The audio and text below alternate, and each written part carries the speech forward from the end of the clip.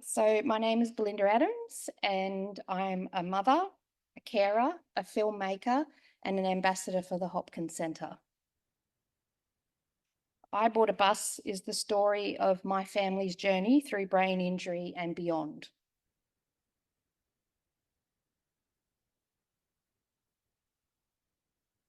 What is fear? March 14, 2012, my 19-year-old son Dylan dropped me at the airport. I was going on a holiday to visit my family in my hometown of Broken Hill. When I disembarked the plane, I was given the news that Dylan had been in a horrific accident and had been placed in an induced coma with a severe head injury.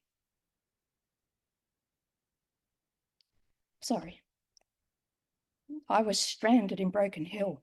I couldn't get another flight out till the following morning. I've never felt so helpless or afraid in my entire life.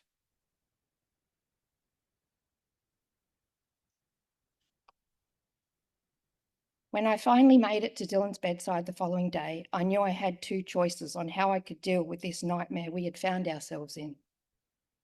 I could descend into fear, or I could hold the vision of Dylan healing and try to be a beacon of hope when it seemed there was none. 2 weeks later, Dylan was finally brought out of his induced coma and transferred to the neuro ward, a very different young man to the one who had kissed me goodbye at the airport weeks earlier. The days were long, so I tried to create adventures for us in the hospital grounds to keep him entertained. Starbucks was a favourite. We'd usually start down there and we would create a world for ourselves every single day. We would pretend we were flying somewhere and we were overseas, and we would create different personas, and I'm not sure if that was probably the right thing to do when he was trying to remember who he was, but but it kept him occupied and entertained for the day. Always a fan of superheroes, Dylan took on the persona of Iron Man at this time. I later asked him why Iron Man. He said, Tony Stark built the Iron Man suit to protect himself when he was being held captive and used it to escape. He tried to escape here many, many times. He had to be fitted with an alarmed bracelet in the neuro ward. When Dylan was ready to go to rehab, there were no beds available. He was stuck in limbo at a critical time of his recovery. He would eventually go to Biru. After 6 weeks working with amazing clinicians and therapists, he finally came home, but he felt like his old life no longer fit. My old life no longer fit either. Oh, sorry, went back to front. My trauma caught up with me. I had been running on adrenaline so long in fight or flight that my body shut down. I couldn't read, I couldn't remember things, and I could no longer do my job. A psychologist finally put into words what I was feeling: ambiguous grief. I was grieving the loss of who my son was before his life was irrevocably changed. I also grieved for the time I lost with my other two kids at pivotal times in their lives, as I felt like I ceased to exist to them, and for the loss of their childhood innocence. I needed to help Dylan find his path forward. He had tried numerous jobs post-brain injury, but none had worked out. We fought to gain access to disability services, which was no easy feat, as he did not tick the boxes on the forms. He eventually gained access and started a new career, right here at the PA hospital. He'd come full circle. First, he received life-saving care here, and second, he found a new purpose in a supportive environment, and he moved forward in leaps and bounds. Can I go back? Where's this one? Oh, yeah. Sorry.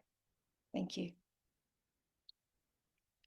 I woke up one morning and I had had a very vivid dream of this magic bus. It looked like the magic school bus. So I went out and bought a bus.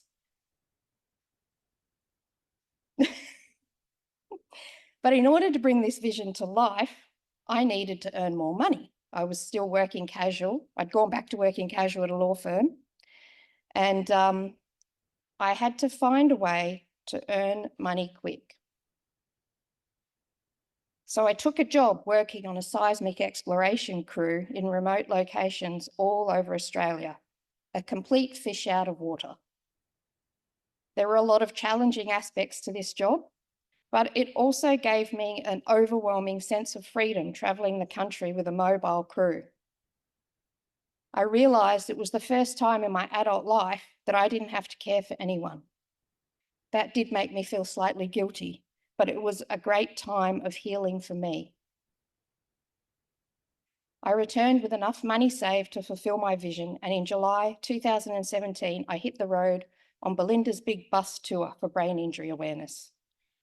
As I drove around the country, people came out to meet me or contacted me asking me to come to their community so they could share their stories with someone who understood their journey.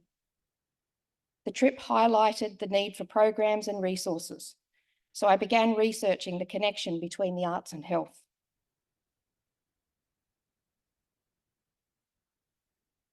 In 2019, after 2 years working in seismic, I finally got the break I'd been dreaming of when I was offered a job on a feature film, ironically called Buckley's Chance, a childhood dream come true for me. At the same time, Dylan's dream of becoming a father came true. He's now a loving father of 2. Also at this time, I was asked to join the Hopkins Centre Ambassador Council.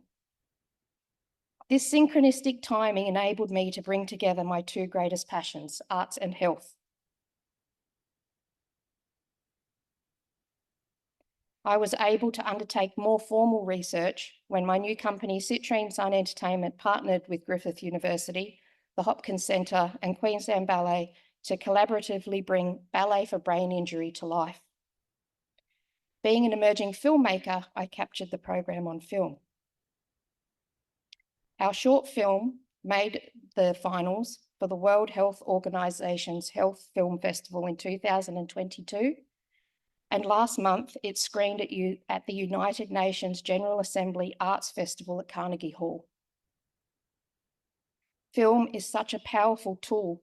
It enables real people to share their stories with the world. And stories have the power to shape who we are and impact society. When we connect emotionally with a character on screen, it can shift viewpoints. So who is telling the stories is really important.